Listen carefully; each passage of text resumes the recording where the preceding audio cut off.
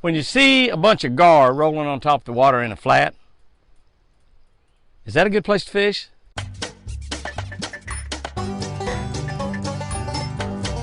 Whoa! That's a beauty.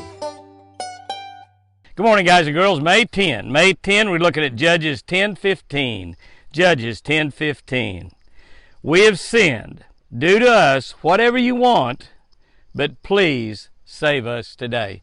Obviously, that's the children of Israel after they've messed up yet again, and they're under control by other people.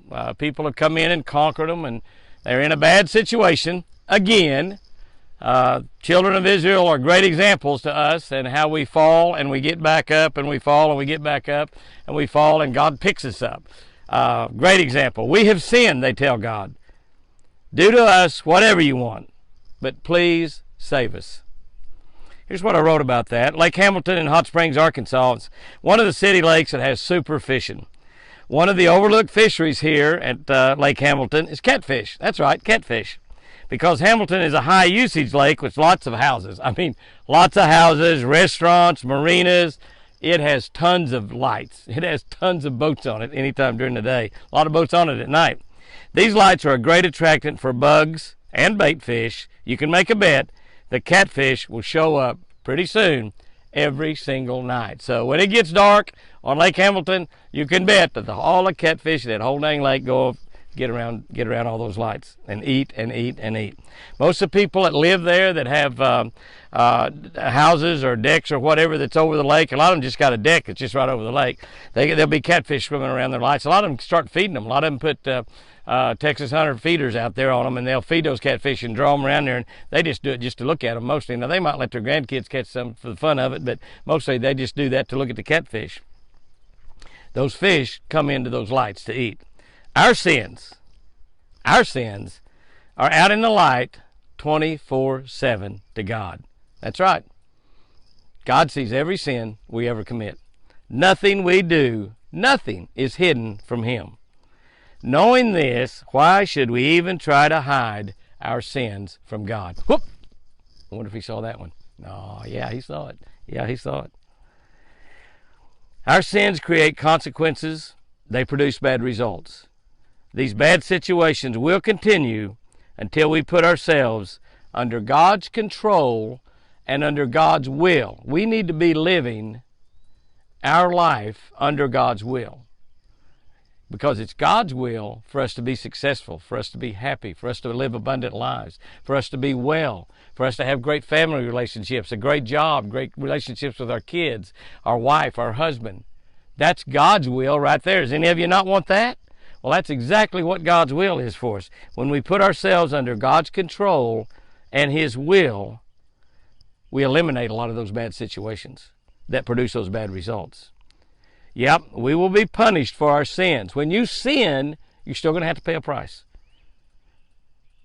But then, only God can and will save us. You know, once you get saved, you're still going to sin. And you're still going to have to ask God for forgiveness of those sins that you commit. But God has saved us from every sin we've ever committed in the past, the present, and the future. You know, I don't know if you ever thought about it, but the prisons are full of Christians. That's right. The prisons are full of Christians.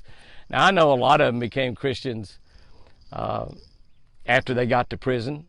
I had a guy that worked in our company for years and years, Ken Conley, that had a prison ministry.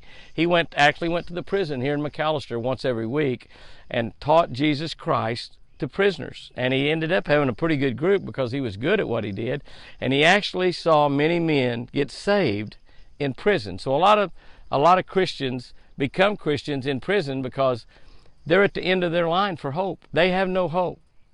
My only hope is in Jesus. I've never spent a day in prison in my life. But I promise you, if I had, definitely I'd have been looking to God for hope. But many of those Christians that are in prison, were Christians before they committed the crime, were Christians before they were sent to prison. So being a Christian doesn't keep you from sinning.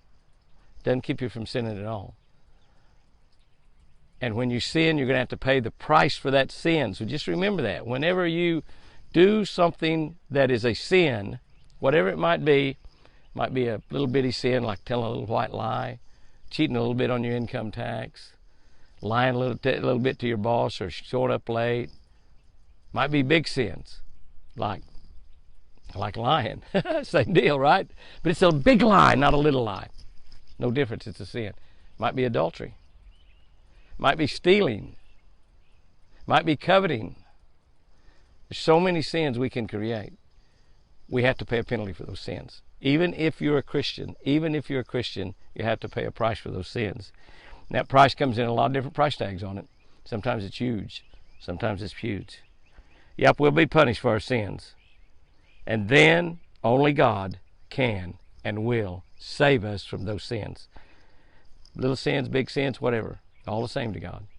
But He'll save you from every single one of them. Here's our tip for today. Catfish will feed under gar that are on top during spawning season. That's right. When you see those gar out in the flat, 15, 20 foot deep spawning, catfish are going to be down underneath them. It's a great place to catfish. Chris and I caught literally hundreds and hundreds of catfish on a rod and reel, fishing underneath rolling, spawning gar. So it's a great place to fish. Guys and girls, go out there and have you a great one today. Make the day joyous. Don't let anybody steal your joy. Have fun out there. And remember, I sure do love you.